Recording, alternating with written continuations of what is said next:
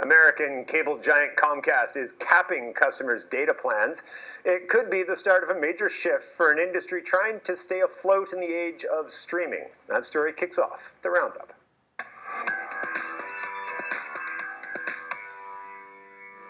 Nicole Verkindt is president of OMX. This Comcast story, I mean, people get so worked up about data caps and this kind of stuff. What is the longer term concern here? Well, I think the answer is always more competition. I'm always going to say that, obviously. The answer is not increased regulation. I think about data roaming. And do you remember data roaming used to be outrageous? And there was all these instances where people would go to the States, they'd accidentally leave their phone on, or they'd go to an all-inclusive resort, they'd come back $20,000, and it's all over the media. Well, then there was 3 or 4 startups that I knew that sprung up. They raised a lot of money. They did very well. They had special chips that you would add to your phone when you leave. And then all of a sudden, Rogers got a hold of that, and they added the roam like home, and then the other guys followed. And so as soon as you have competition, I think that's the right way to regulate it.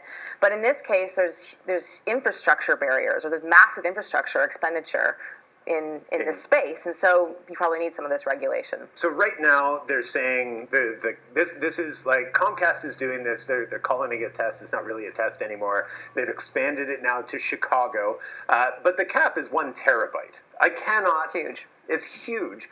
How long will it be huge for, I think, is the question. Yeah, I'm sure the cap will come down. The interesting...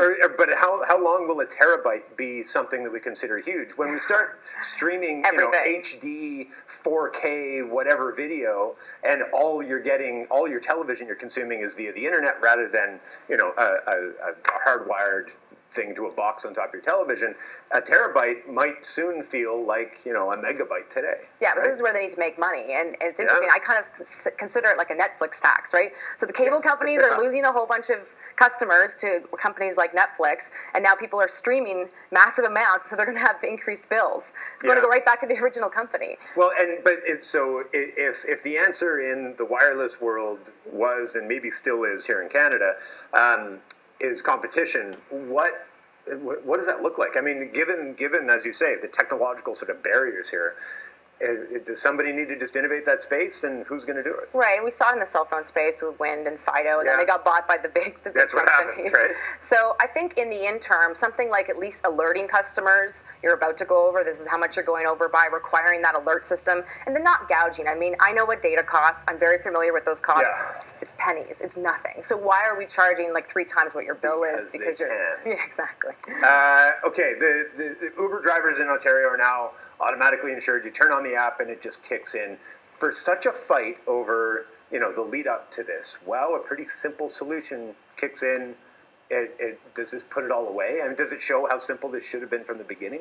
Well, it shows how much slower regulation is than innovation. I mean, Fair enough. Uber's been in Toronto for 4 years and Canada for at least 3.5. So, but I think the insurance industry needs more innovation as well. So we had to put this overarching policy that would just apply to every single car. But the problem is you have Uber drivers that want to drive for 2 hours a week. Fair enough, so right. Why is it the same cost for them? Why can't we just track in real time and have some kind of per usage? I'm not sure, but I think there has to be more innovation in the insurance industry as well. It is one of those, insurance industry is such an interesting indicator in terms of when it does get on board. Boy, it's hard to say this is no longer, Uber is not going to happen anymore. The insurance industry gets on board, write it off. This is going to be a thing for a long time. But you're right, it is really slow in adapting to these.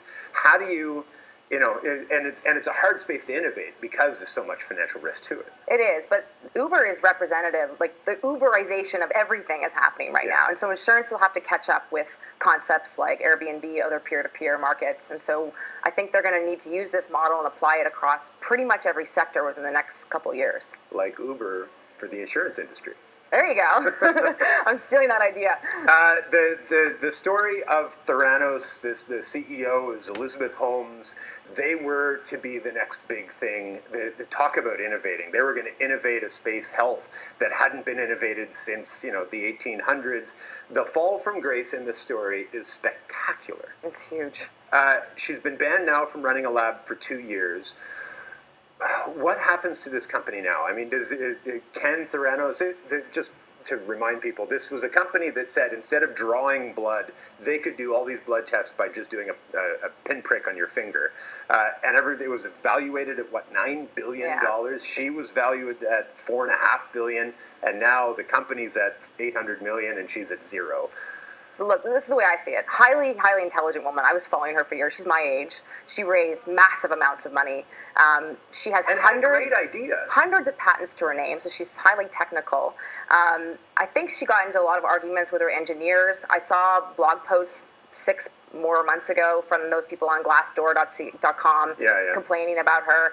I think where she went wrong is that I guess it was the Wall Street Journal that broke the story. A series of stories. They were the real regulators in this. But I think where she went wrong is as soon as that story came out, she just sort of danced around it. She didn't address it. She didn't say, yes, we did overmarket, or here's the independent third-party test. And I think that was her problem, and now she's going to see the bleed out. Does this tell us more about, valuating these companies at exorbitant $9 billion valuations when we don't really have enough data to do it? Like, what is the illustration this tells us about where we're at in valuing these companies? Well, exactly. This was another massive unicorn. Okay, they had an anchor client, Walgreens, big company. Sure.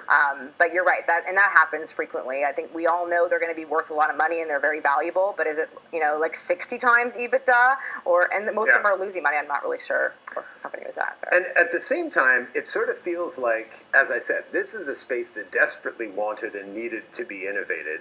And they had a great idea. Like, maybe you can't do that, but it feels like her and the company's fall from grace doesn't necessarily mean that, it might limit the next person to come in and try to innovate. And we can't do that. That is extremely dangerous because we need to see a lot more innovation in this space. And I mean, look at just demographics and baby boomers, and we're going to need to see a lot more innovation in the medical space, and we need to encourage it. And I think she has hundreds of patents, and her testing actually works. We'll hear from this woman again. But from a startup perspective, does this scare the next guy from trying to go into the space, or do they say, "Good, get out. I'm going to come in now and make my $9 billion valuation"? I think the unfortunate part is it scares investors, right? So I think a lot of venture capitalists are going to lose a lot of money on this deal. It was so overvalued, and so the next time they see a deal that smells like this, they're going to be reminded and be jaded. Lastly, Sobeys president has abruptly left the company. You're a CEO. Does this remind us that the guy at the top, woman at the top, is ultimately responsible? Lousy, whatever. They're the closest to the door. Closest to and when you underperform, out you go. Yeah, what I saw in this story, it was really interesting that his high school friend was running Metro, and they were both bidding on Safeway. So I think he overpaid for Safeway. I think the integration was botched up, and then there was a recession in Alberta, and I don't think the brands aligned very well. I think Sobeys was a high-end brand, and Safeway was low-end. The market is really competitive, as we saw, huge amount of consolidation, and so I think it was a perfect storm, but he was responsible for like 2 of the 3 things. And again, this is an industry that you want to see people taking risk on. You want to see people... Loblaws is killing it right now. Right? And really what are they doing right that Sobeys didn't? Was it just acquisitions? It feels like there's something more to this. Yeah, that's what I saw. I just saw it was like a combination of all these things, and I think the acquisition...